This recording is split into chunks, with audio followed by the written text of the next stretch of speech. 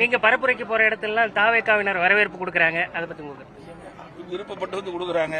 நாங்க கூட சொன்னோம், இதை தலைமையினுடைய ஆணையை பெற்று வர வேண்டும் என்று நாங்கள் வலியுறுத்தணும். எங்களுடைய மாவட்ட செயலாளர் வலியுறுத்தினாங்க. ஆனால் அவர்கள் ஆர்வத்தோடு கலந்துருக்கிறாங்க. சில வேண்டுமென்று திட்டமிட்டு எதிர்கட்சியை சேர்ந்தவர்கள்லாம் விமர்சனம் செய்கிறாங்க. பொறுக்க முடியல அவர்களால். எப்பொழுது நாங்கள் பாரதிய ஜனதா கட்சியோட கூட்டணி வச்சோமோ அன்றையிலிருந்து இன்ற வரைக்கும் எங்களை பற்றி தான் விமர்சனம் செய்கிறார்.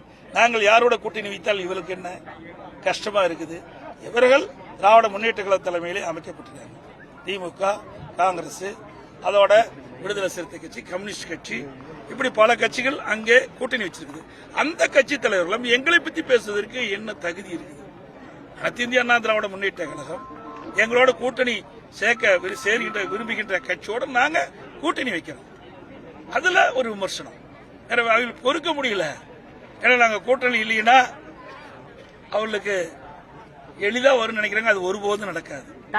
இன்றைய தினம் நீங்க பாத்தீங்கன்னா இதுதான் சாதனை. இந்த வேற ஏரியை நிரப்பி இருக்கணும்ல. இப்படி சாதனை ஏதாவது இந்த ஆட்சியில் செஞ்சிருக்கிறாங்களா? செய்யாட்டி போகுது. அதிமுக ஆட்சியில் கொண்டு வரப்பட்ட திட்டத்தையாவது முழுமையா செயல்படுத்தி மக்களுக்கு நன்மை கிடைச்சிருக்கணும். அதுவும் இல்லையே.